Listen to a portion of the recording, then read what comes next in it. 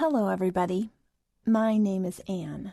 I'm 19 years old, and right now, big changes are happening in my life. Well, actually, they do not happen on their own. The person who wants to change my life is me. I want to leave my hometown and go to another college. All this because of what happened to me my first year of college here, and what I now want to leave behind.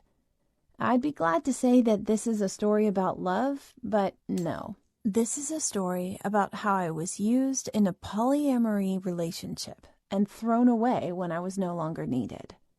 It all started when one girl from my college invited me to a party. To be honest, I didn't want to go. When I was a child, my parents did not allow me to go to parties, and when I became a teen, they became even stricter about it.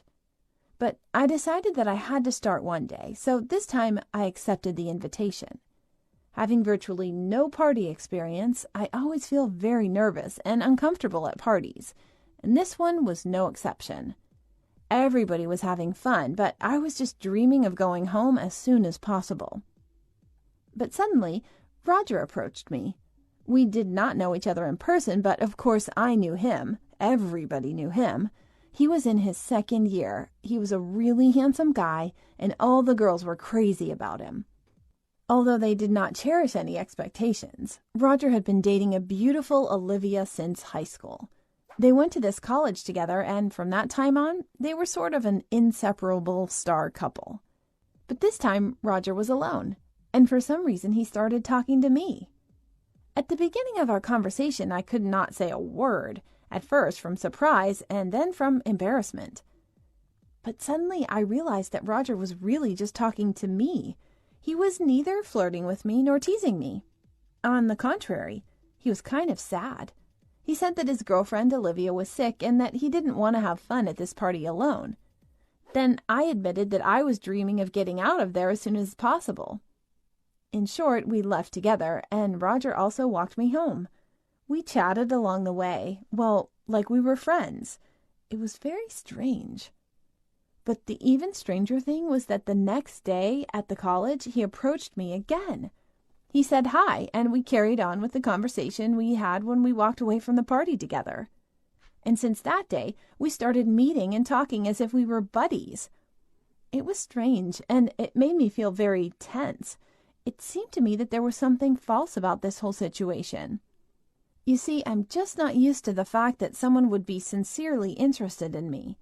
My parents are very strict. All my life I had only heard no and don't you dare do that from them. But I had never heard anything like, how are you doing, Annie? So now I was totally sure that no one would ever be interested in me. And when Roger changed this attitude, well, no wonder I fell in love with him. But that feeling was some kind of self-denying love, or should I say adoration, you know what I mean? I did not even dare to dream of anything more than just chatting with Roger, especially after he introduced me to Olivia. She finally recovered and returned to classes, and I have to say that I came to absolutely adore Olivia. She was so cool, and she also talked to me in a very friendly manner. Conversation was always easy and positive with her. We started to spend time together. We went to the library to study, taking one big table for the three of us, and then we'd go somewhere like to a coffee shop or to the movies after classes. I did not feel anything like jealousy. They were both too cool, so I did not even dare to place myself next to them. And it was not because of them. They treated me very well, but I still considered myself some kind of a second-class person. One day, Roger asked me out for a coffee, just me, without Olivia. And then he asked me directly if I would agree to become his girlfriend. I was dumbfounded and only asked, what about Olivia? I couldn't even imagine that someone could leave a girl like Olivia, let alone anybody, for me. But Roger smiled and replied that Olivia did not mind. I asked him, so you two decided to break up? And then Roger laughed slyly and explained that was not necessary, because Olivia also really liked me. Oh my gosh, this was so strange, unbelievable, even scary. So I agreed. This was how the coolest and the happiest period of my life started. And it was like that not just because I was with two people who I simply adored and who were very attentive and affectionate with me. There was another reason. All my life I felt myself invisible to others, and now I was the center of people's attention. And you see, if I were alone, I would feel terribly uncomfortable. But with Roger and Olivia by my side, I was not afraid of anything. Not only did they not hide that the three of us were together, they also seemed to be proud of this kind of relationship. They were proud of their relationship with me. Roger always said that he loved me and Olivia equally. Olivia was very kind to me, too. Once when my parents were not at home, she said that we should go to my house without Roger in order to go through my clothing. We spent several hours sorting through my wardrobe. She folded 99 out of 100 of my modest dresses into a large black trash bag and told me to throw them away, or at least hide them and make sure they would never, ever again see the light of day.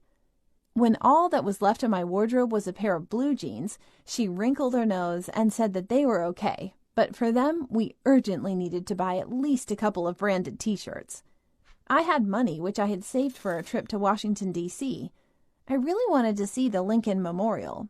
But who would yearn to see a memorial when an opportunity to look cool is at stake? So Olivia and I rushed downtown to a department store where we spent all of my savings on t-shirts, a stylish backpack, jewelry, and a pair of glittery sneakers. After that, we hurried to meet at Roger's house. Olivia was eager to show him the new me. The only thing that he could say when he saw me was, "Wow, you look like a real star." Well, with the two of them, I really did feel like a star. That next day, I went to classes wearing all these fancy clothes with makeup on my face, and I noticed that other guys began to turn their heads at me. I really became a star. I had noticeably changed, and my parents, of course, started to suspect something. I don't know who they called and how exactly they learned about Roger and Olivia. What really mattered was that they had somehow found out. Our conversation regarding this abnormal relationship was terrible. My parents yelled at me. They even tried to take my phone from me and demanded that this relationship had to be terminated immediately.